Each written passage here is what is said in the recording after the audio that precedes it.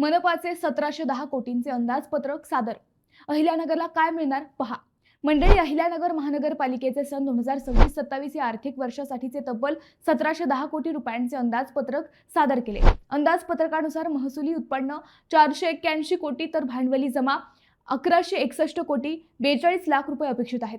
महसुली उत्पन्नात संकलित करापोटी 103 कोटी 80 लाख, करावर आधारित उत्पन्न 89 कोटी 70 लाख, जीएसटी अनुदान 151 कोटी 92 लाख तर इतर अनुदान 17 कोटी 27 लाख, गाळा भाडे 3 कोटी 93 लाख, पाणीपट्टी 33 कोटी, मीटरद्वारे पाणी पुरवठा 20 कोटी आणि इतर उत्पन्न 42 कोटी 39 लाख याचा समावेश आहे।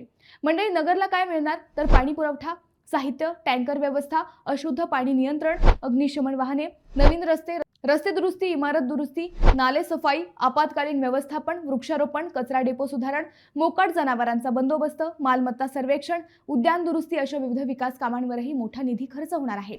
सीना नदी खोलीकरण व रुंदीकरणासाठी 20 कोटी रुपयांचा निधी मंजूर झालाय। तर काटवण खंडोबा येथे 504 घरकुलांचे अपार्टमेंट प्रकल्प उभारले जाणार असून 13 लाखात घर मिळणार आहे।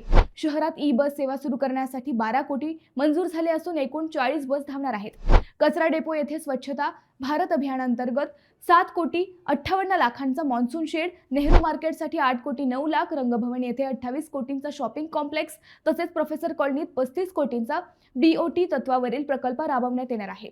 तर मंडळी, हे बजेट अहिल्यानगरच्या विकासाला गती देणार का? तुमचं मत काय? कमेंटमध्ये नक्की सांगा।